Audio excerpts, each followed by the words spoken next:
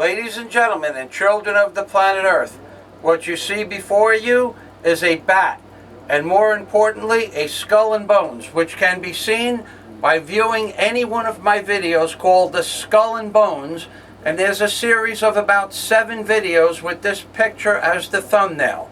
My name is Michael Fazio, and I am also the author of a book called Angels on the Ark. And in this volume of work, which is 1990 page and available as an ebook by clicking the link under the description, in the description box of all of my videos, I show you what appears as the 4 beasts in the book of Revelation. In my book, I describe these beasts as such, and more importantly, today's dissertation is going to touch on my prediction that Obama would cause the collapse of the American economy.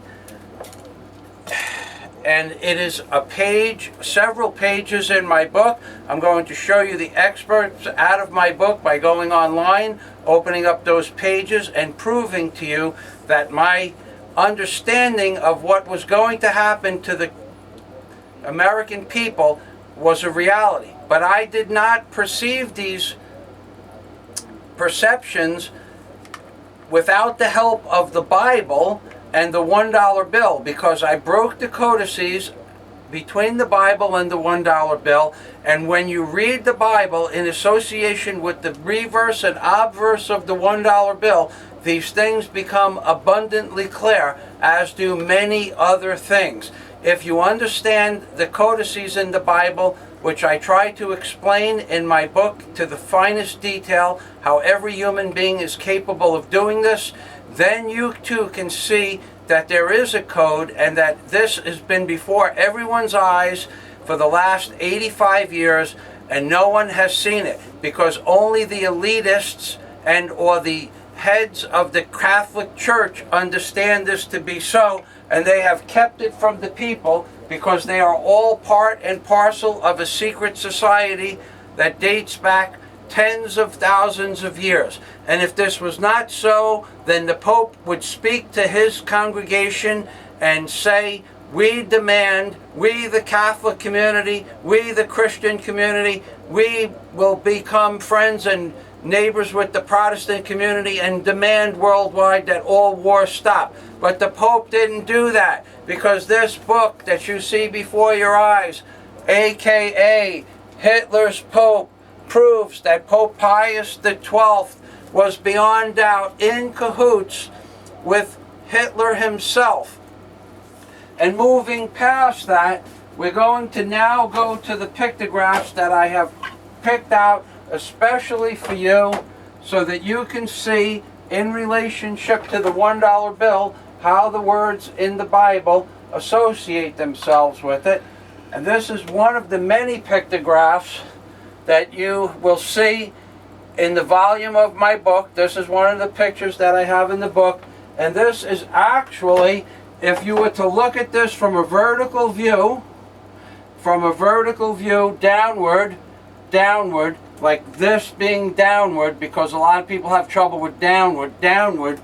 If you were to look at this from a vertical view, this would be the top of a Nautilus's shell, and this would be the eyes of the Nautilus, and there are actually 93 ganglia coming from the sides, and a Nautilus has 93 to, well, somewhere between 90 and 100 ganglia, depending on the Nautilus. This is an actual picture of an ancient godlike entity that was placed in the ocean by these beings that I have discussed with you on many occasions, that which I call gods, and or you call spacemen, and I call godlike beings, and you call demons. And this is all part and parcel of a plan that has been in existence for tens of thousands of years. Now, moving on to the pictographs themselves, this is a pictograph that you saw in the beginning of my video of a hog-nosed bat. This is the depiction of a nuclear detonation. This is a nuclear detonation. The expanding molecules represent an expansion of exponential nature. This is a radiance. Even when you color it in with Photoshop, there are two individual high and low radiances. That is the eye of the Lord God that comes from heaven. And this is a demon-like entity as the skull and bones, which is also represented as the front of the hog-nosed bat. And this is the bat. Here are the eyes. This is the bones. The skull is fleshless or has no meat on it. Therefore, the skull is bones. Because there is a jawbone and a skull bone, it is plural. This is the skull and bones that is represented on the reverse of the $1 bill. There's a methodology in the Bible that which I utilized to fold the bill in this mannerism to show you that this existed. However, moving to the next picture, this is a picture of a satanic-like entity when you fold the bill in a different way. And by utilizing the words in the Bible and utilizing the $1 bill, you can fold it into these configurations. I'm going to zoom right in on Satan's face. This is a satanic face, ladies and gentlemen. Notice the eyes, and then above the eyes there's a horn there and a horn there. There are two horns. Another set of horns. Another set of horns.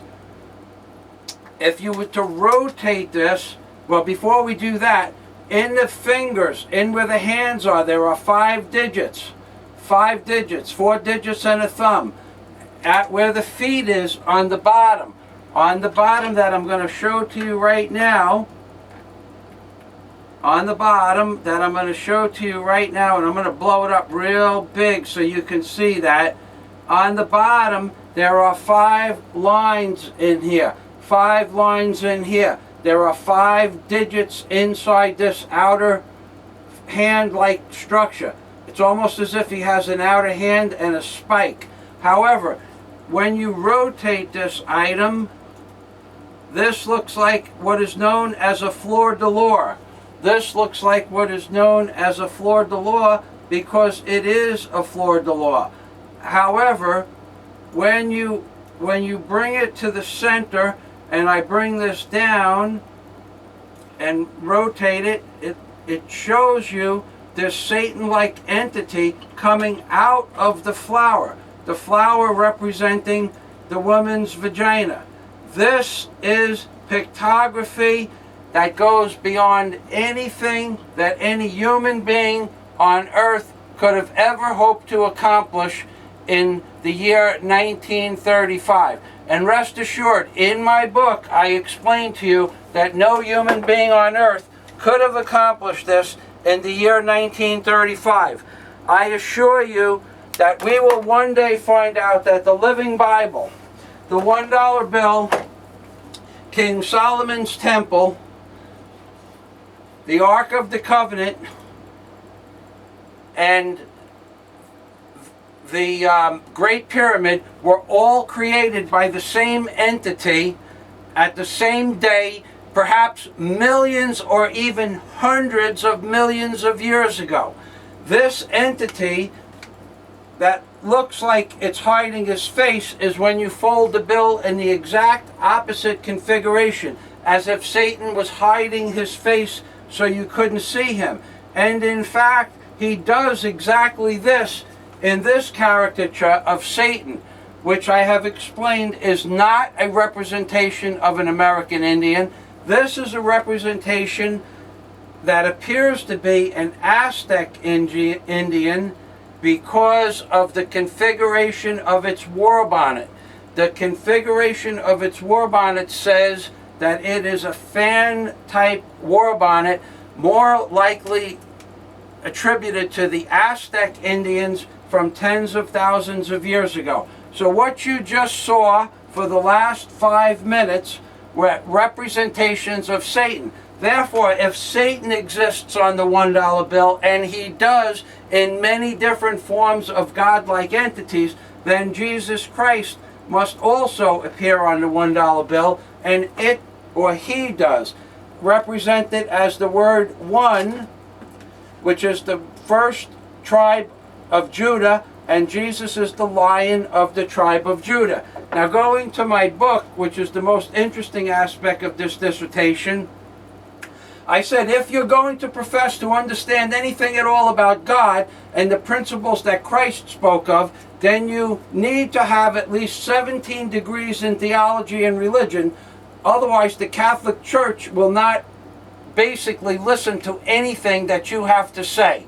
And if you don't have these degrees, they won't listen to anything that you say. And if you do have these degrees, then you will go along with the Catholic Church because you spent so much damn money studying religion. You don't want to waste all that money, so you'll go right along with the flow. So where exactly then does the truth actually apply to the people of this world? Because it certainly doesn't apply to anyone in religious or theology fields, and that leaves the Vatican itself as a refuge for Satan. And make no mistake about it, I would presume that there is a chamber in the Vatican tombs that has a special room where the Satan, Pope, and Obama play cards on Thursday nights. In the name of the Lord, ladies and gentlemen, in the name of the Lord.